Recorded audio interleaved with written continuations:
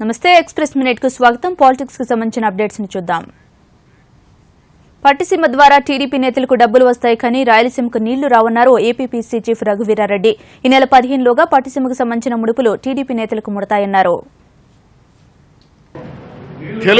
Telugu Desam party ముఖ్యమంత్రి మిగిలినటువంటి ఆ బృందానికి 500 కోట్ల 600 కోట్ల ప్యాకేజ్ ఏదైతే ఉందో పట్టిసీమ ద్వారా వచ్చేది, ఇంకా మిగిలిన బ్యాలెన్స్ ఏదైనా ఉంటే ఆగస్టు 15వ తేదీ లోపల పూర్తి వచ్చేస్తుంది. అది గ్యారంటీ. ప్రత్యేక హోదా కోసం ఈ నెల 29న ఏపీ బంద్ కు పిలిపించింది వైసీపీ. స్పెషల్ స్టేటస్ పై ఏపీ సీఎం ఇంకా ప్రజల్ని మోసం చేస్తున్నారని వైసీపీ సీనియర్ నేత బొత్స సత్యనారాయణ మండిపడ్డారు. నిన్నటి కొత్త డ్రామా, ఈయన వచ్చి ఫోన్ చేశారంట, వాళ్ళు ఫోన్లు చేస్తే వాళ్ళందరూ కూడా దీనికి సానుకూలంగా స్పందించారంట.